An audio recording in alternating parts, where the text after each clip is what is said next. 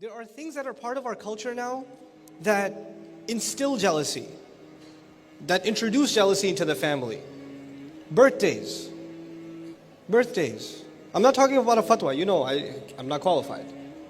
But you go and you get one of your kids a gift. Have you seen the look on the other kid's face? Have you ever seen what they look like? When's my birthday coming? It was just last month. I gotta wait 11 more months? And until then I have to just tolerate that this one received special accolade over everybody else? You guys review, you guys repeat. The story of Yusuf alayhi salam, dad loves him more than us. You'll repeat that every birthday in your household. If you're gonna get a gift, get it for everybody. If you're gonna get it for everybody. And if you're gonna give a gift, make a part of it a gift that's supposed to be given to charity together. Allah gave us this, we're gonna give some of it back. Instill good values into your kids. Values that don't brew jealousy among them. Stop comparing your children to your other children. Stop purposely praising some of your children in front of other children. Stop doing that. You're my good son. Looking at the other kid, you're my good son. Right? This is my good daughter, mashallah. She listens to me. Man, if you could see the flames coming out of the other one's head. Ugh.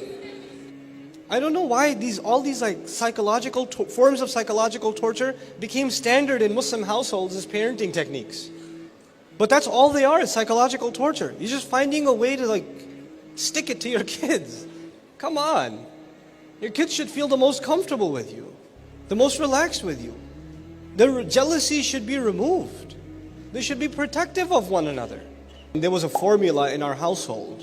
And this is not just a formula in my household. There's a formula across households. The oldest daughter should get married first. Then the one younger than her, then the one younger than her. And if you are the fourth brother, well, you know what? Isbir, wasabir, warabit, wattaqillah. Too bad. We have to go in order. Because it looks bad. Because it looks bad. And if, for instance, a proposal came for one of the younger daughters, we have to turn it down because there's 2 more planes waiting to take off. So you can't get on the runway until it's the turn for your flight. So you're in the pipeline. And if one does get married, the other 2 older sisters are in serious depression, like, come on. He cut the line, you know. It's like when you're upset with somebody who cuts the line at the restaurant. Come on, bro. You know. It's not fair. What formula is this? We made these arbitrary rules and put ourselves in trouble. When Allah brings rizq your way, a good proposal comes the way of your family, it's like rizq. It's like a gift from Allah. Consider it. Don't just say it doesn't meet our formula that we set up for ourselves and we will hold on to it stronger than we hold on to any commandment of God Himself. And we'll put our own family in trouble as a result. Allah says to us, يُرِيدُ اللَّهُ أَن يُخَفِّفَ عَنْكُمْ. Allah wants to lighten your burden for you. We make our life hard. We make it hard. These jealousies land us in so much trouble. Now Allah says, now the human being will be informed. What did he make a priority out of? And what did he put on the back burner? That's the translation I'll prefer here. بِمَا قَدَّمَ. What did he give priority to? What took taqdeem for him? What was priority number 1? What took precedence? وَمَا أَخَّرَ. And what could wait? What were the things that you put on the back burner? The crime of the human being isn't necessarily that he doesn't do a good deed. The human being says, it can wait. I can do it later. The crime of the human being isn't necessarily that he doesn't leave sin. He says, I'll leave it later. Or, let me do what I want right now. I'll do that later. I have time. Taqdeem and ta'khir, not the grammar one. The one for life. Human beings will be thoroughly informed. What were your priorities? What did you put ahead? What came first for you? What came later for you? بِمَا قَدَّمَ وَأَخَّرَ. The other meaning of قَدَّمَ وَأَخَّرَ in Tafsir Juz Amma I mentioned also. قَدَّمَ also means what you've sent forward. You've done deeds, you've done works, and every one of them are waiting for you. Our deeds are waiting for us. كُلُّ نَفْسٍ بِمَا كَسَبَتْ Rahina, you've sent collateral over.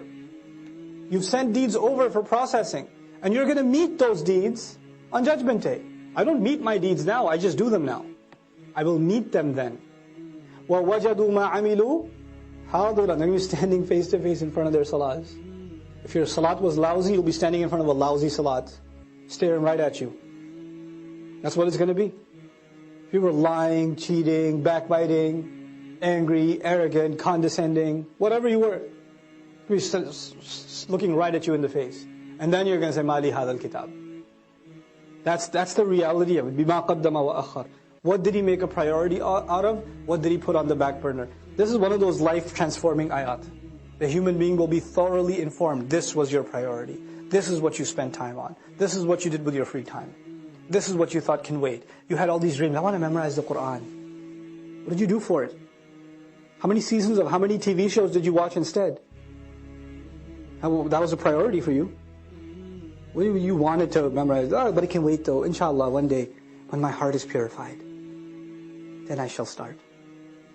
You know? بِمَا قَدَّمَ وَأَخَرَ بَلِ الْإِنسَانِ. No.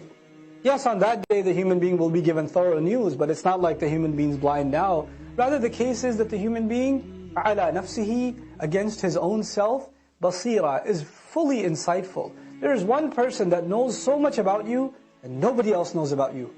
And besides Allah, and that's you. You have an insight into who you are, what your flaws are, what your limitations are, what your capabilities are, what your strengths are, what your weaknesses are, what opportunities you avail, what opportunities you get lazy about. You know that about yourself more than anybody else. And you and I decide to lie to ourselves. We just decide we're not going to have an honest conversation with ourselves, and about ourselves with Allah. We don't want to have that honest conversation. For some people, all they want at the end of their life, what is success to them? Maybe I'll own a house. That's success for them. Maybe if I have this much money, that means I have success. Maybe if I got married to this one or that one, maybe that means I have success. But I go back to what I started with. There are some people who are happy with doing just the minimum. Just the minimum. But I am here to tell you, the young people in the audience today, Allah has blessed you, and I am telling you, He expects great things from you. He does not expect the minimum from you. There are so many Muslims, the only thing left of Islam is their name. That's the only thing left. They don't care about salat, they don't care about halal and haram. They're far from this deen. What can I do to further this deen? What can I do I shouldn't just be happy that so many people come and attend Jumu'ah. Does that mean everybody's heart is clean? Does that mean that we don't need any more reminder? Is that what that means? Or are there evils in our society? Are there youth that are turning towards drugs? Are there young people that are just living their life for no purpose? All they do is play video games and watch movies and go to sleep. And if you ask them for a purpose, they say, I want to graduate and get a job. Is that a goal? Get a job? Allah gave us such higher goals. Your job itself is a means to a higher end. But you know what? We are living in strange times. The people who need the da'wah the most today are the Muslims themselves. But even if you get a good job, but you don't do your job. You got the job, but you show up late every day.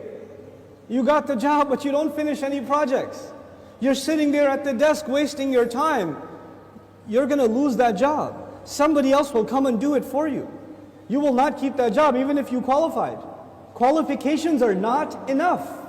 You have to do the work. Allah Azza wa Jal is giving all of us, He's already qualified us. We are people of La ilaha illallah. We are already qualified. But that doesn't mean we're doing the work. If we don't do the work, if we don't concern ourselves, if we don't care, then you know what's going to happen. إِن تَتَوَلَّوْا يَسْتَبْدِلْ قَوْمًا غَيْرَكُمْ ثُمَّ لَا يَكُونُوا أَمْثَالَكُمْ. You turn away and Allah will replace you with a nation other than yourselves, and they will not be like you. They will not be lazy like you. And those are when young Muslim people have real iman, when young Muslims have real strength in their belief, then they have the power to change the world. They have the power to make the world a better place. But when young Muslim people don't have real iman, they don't have real conviction, then they are a waste of space. they are a waste of society, a waste of a generation. The only thing in their life, the most important thing in their life is when is the next movie coming out.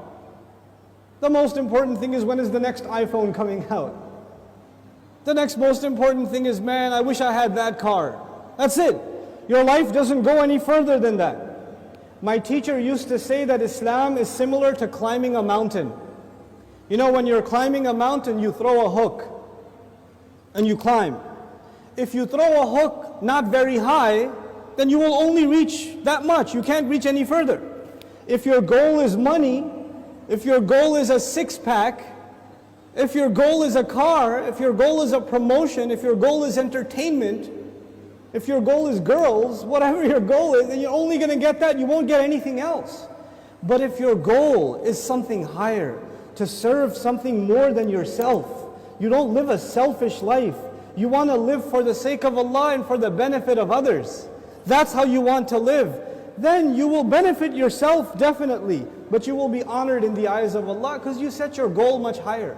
Our deen in this beautiful ayah, Allah Azza wa Jal describes it, قُلْ هَذِهِ سَبِيلِي. This is my path. As-sabil is a path. And you know what? Allah did not say in this ayah, قُلْ هَذَا دِينِي. This is my deen. Tell them this is my religion. This is my Islam. This is my truth. This is my book. He didn't describe it with any other language except this is my path. And all of you know a path is like a journey. So Islam itself is being described as a journey in this ayah. What does that mean? That means in any journey you have to make progress, right? So even if you take one step, you are more closer to your destination than the day before or the step before. Every single moment you are making progress in a journey. And in this ayah, Allah's Messenger says, sallallahu alayhi wasallam, this religion of mine and this religion of yours and ours, Islam, is a journey, which means I am supposed to do something more for this deen than I did yesterday. And I'm supposed to do more tomorrow and more tomorrow and more tomorrow. I'm supposed to go further.